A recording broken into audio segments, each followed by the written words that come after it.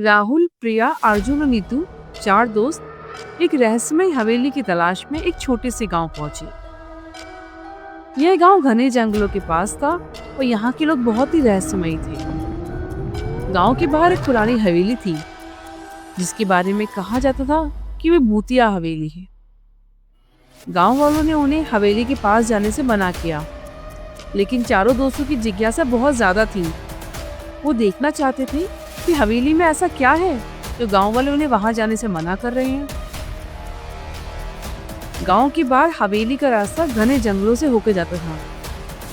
चारों दोस्त मन बनाकर हवेली के पास पहुंचे। हवेली का दरवाजा बहुत बड़ा था और देखने में बहुत डरावना लग रहा था। जैसे ही वहां पहुंचते हैं, उन्होंने देखा दरवाजा पहले से ही खुला था, जैसे कोई वहां उनका इंतजार कर रहा हो। अंदर जाते ही राहुल को ठंडी हवा का झोंका महसूस हुआ। हालांकि बाहर बहुत गर्मी थी। राहुल ने अपने दोस्तों से पूछा, तुम्हें भी कुछ ठंड लग रही है क्या?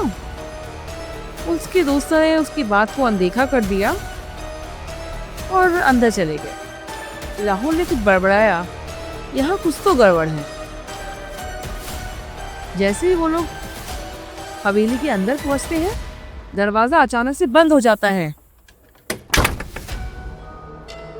तभी उनके पीछे से एक आवाज आती है, तुम्हें यहाँ नहीं आना चाहिए था। वो सब लोग थोड़ा डर जाते हैं और डरते डरते बड़े हॉल में पहुंचते हैं। हवेली का हॉल बहुत बड़ा था, देखने में बहुत आलीशान लग रहा था, लेकिन कुछ डरावना सा भी। वो हवेली के हॉल को ऐसे ही देखते रहते हैं। वहां पर उन्हें एक पेंटिंग दिखाई देती है।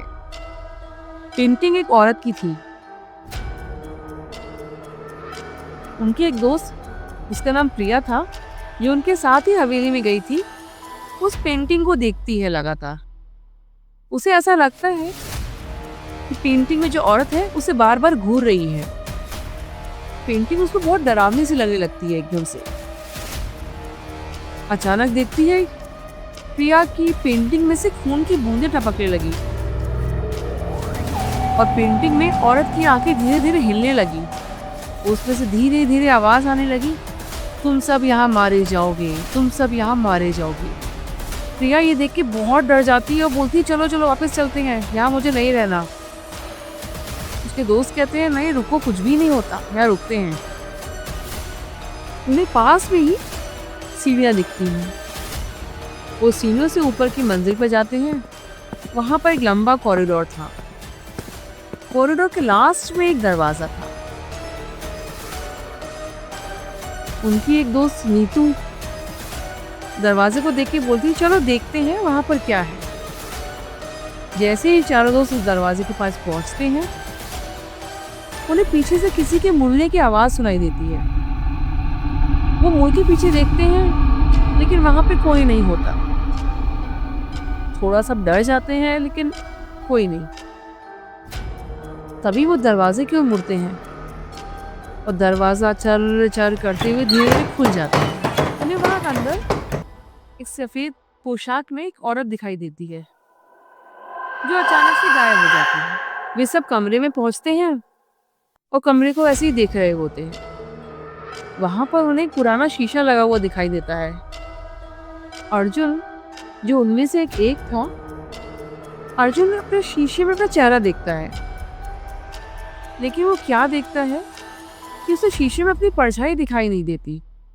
वो बहुत डर जाता है और शीशा तोड़ देता है। शीशा टूट के नीचे गिर जाता है। अचानक देखता है कि शीशों के टुकड़ों से खून बहने लगा।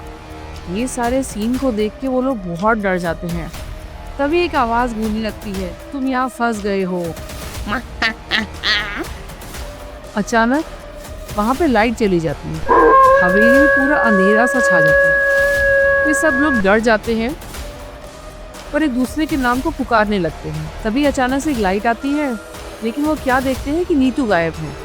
वो लोग बहुत डर जाते हैं और नीतू को इधर उधर ढूंढने लगते हैं। तभी अचानक से नीतू की चीख सुनाई दी, लेकिन वे कहाँ थी किसी को पता नहीं चल रहा था। नीतू की आवाज गूंजती है, मुझे बचाओ, मुझे बचाओ।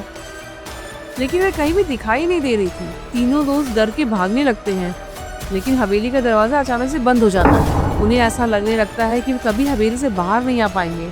तभी अचानक से नीतू की आवाज फिर से सुनाई देती, तुम मुझे बचा नहीं सकते। वे सब पीछे मुड़ते हैं तो उन्हें नीतू पीछे खड़ी दिखाई देती है, लेकिन अब उसकी आंखें पूरी तरीके से काली थी और वो हल्की सी मुस्कुरा रही थी। अब तीन दोस्त राहुल, प्रिया और अर्जुन हवेली से भागने की कोशिश करते हैं, लेकिन वो बार बार उसी हॉल में आ जाते हैं। नीतू की आवाज हर जगह गूंजने लगती है, तुम कभी बाहर नहीं जा सकते, तुम कभी बाहर नहीं जा सकते यहाँ से।